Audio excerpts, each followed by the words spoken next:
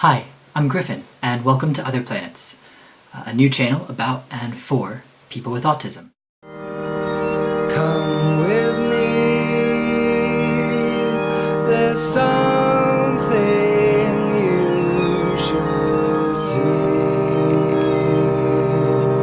Other planets,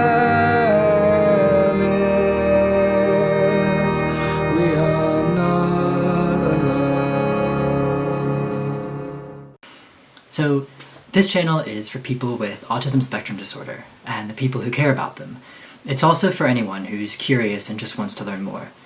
Autism affects people in really different and unique ways, so I'm never going to be able to cover every experience with autism in a single episode, but I will try to provide a range of ideas and resources and just keep the conversation going.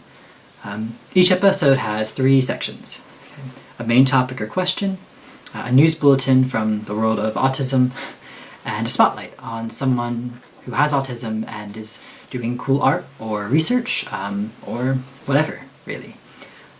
And the 4th little bonus bit is that I have a co-host whose name is Foley.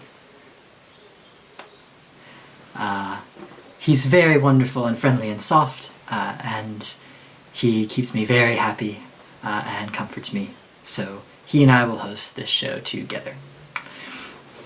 I thought I'd start with a topic kind of about it being April and spring. And a big thing with autism is sensitivity to all kinds of different sensory input. So that can be, taste, touch, the feeling of clothes. It can be temperature, body temperature. It can be hearing and noises, being something very loud all the time, for example. It can be light and being quite sensitive to light.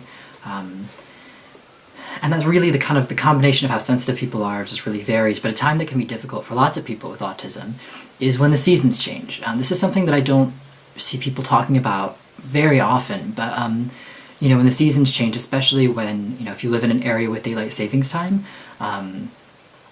suddenly it's totally different brightnesses when you're trying to get up or when you're trying to kind of figure out when you should be going to bed.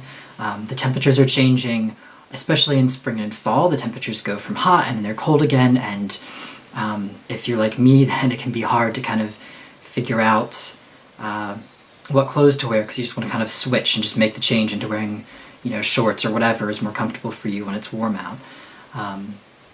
So there's a lot kind of going on, and so I just thought I'd talk a little bit about that and some ways that you might think about dealing with that if you have autism, or if you care about someone who lives with autism, how you might be able to help them. And the first thing is to just be really self-aware, aware of how what it is that's affecting you. If you don't if you don't want to go outside, or your friend or your child or your partner doesn't want to go outside, try to figure out what things specifically really bother them when they are outside, or ask them. No matter what it is, having moments of stimming can really help. So just kind of as a reminder, try to be, really try to allow yourself to stim if you need to. And if you know somebody with autism, then, be really cool with them stimming. Don't ask them what they're doing. Don't ask them why they're doing it. Don't try to make them go inside or stay away from people or public places if they're making that effort to be out there. Just support them, let them do their thing. I know that I'd much rather be able to go out to a park for a couple hours if I knew I could bring along a stim toy, or I felt comfortable stimming, than not go at all, because I'm just worried about how people are going to perceive that, or I know I'll get really exhausted after 30 minutes of being in the sunlight or in a hot environment. In terms of sleep, the seasons can really affect, and like I said, daylight savings time can really affect how well you're sleeping. So something that you can do is you can just try to invest in extra thick curtains in windows in bedrooms and living spaces. If you don't have money for that, just if you have some extra bed sheets or towels, try to hang them over curtain rods. What that does is it gives you more control over the light in your bedroom, and you can focus on the things you're used to helping you keep your schedule, like phone alarms and things like that. They also make sort of those natural light clocks for seasonal affective disorder. I haven't used them myself, but I've heard really good things about them. And another thing, if you have a little bit of money, is getting light bulbs that you can control through your phone or computer. They're less expensive than you might think. There's a lot of different brands. You can control color, you can control dimness, and that can really help as well, just keep a kind of a regulated environment while there's a lot of changes happening outside and with how long the day is and all that stuff.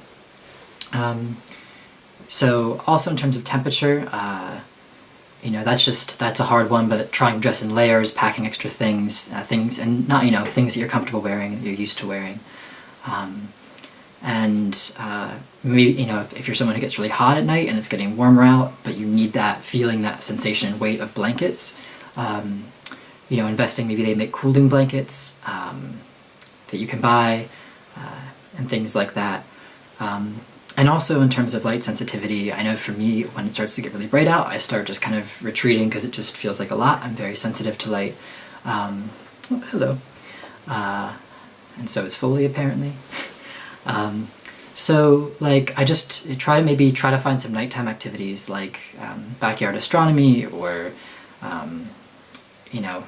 sports that you can play when it's dim or twilight, or just, going to a park or finding a place that you can sit outside. Or maybe bringing a book light around with you so you can read books, or an iPad or a Kindle or something like that, so that it's still comfortable being outside, but you can do it when it's not super bright. And of course, just things like taking ear protection with you, taking headphones, taking sunglasses, those kinds of things, so that and raincoats and umbrellas as well, so that the weather suddenly changes, it suddenly is cloudy or it's brighter. You just have some tools to help you deal with that. You feel more prepared, and it doesn't feel so intimidating to go outside. And then the biggest thing is just, not to push yourself or other people too much. Take, slow steps, and that's okay sometimes. And just try to work up to your goal of, being outside or engaging with people or whatever it is. Cool. So, news things. I have 2 news items. I think I'll usually try to do one, but so often in the news there's it's just about young people and children with autism, or it's a really regional thing, or whatever. So I have 2 pieces that are kind of different. The first one is really kind of cool. It's this guy called James Williams. He lives in Wales. He's a barber, and he recently started focusing on providing haircuts to young people and children with autism. And what that means is understanding that they have a hard time sitting down sometimes. They might need to be playing with toys, they might suddenly get up, they might move or flap. And so but he's willing to provide haircuts to those children, and is just very careful with the scissors, obviously. He's also founded a charity called Autism Barbers Assemble. It's just beginning, and it includes 11 barbers so far. They're based in Cardiff, but they're looking to try to tour around the entire United Kingdom. I'll put a link below in the description, so if you live in the UK and you have a suggestion of where you'd like them to come visit, they're looking for suggestions. So yeah, cool, maybe send them a message. The other news is that in America, Rutgers has started a program for adults with autism. It aims to work closely with individuals to support them and eventually train them for jobs at the university. It's a training program for staff members as well. Some of the staff maybe have worked as care support workers or whatever, but haven't worked with anyone with autism. Because autism is such a diverse and unique condition, it's really important for people to get as much experience as they can. So it seems like a pretty good program all around. They're also trying to do some outreach into the community. I don't know how much that's started yet, but the idea is to provide kind of different levels of support to different people with different types and ways that autism affects them. So that's pretty cool. And I'll put a link to the news article below, also if you want to learn more. The last little thing is the spotlight.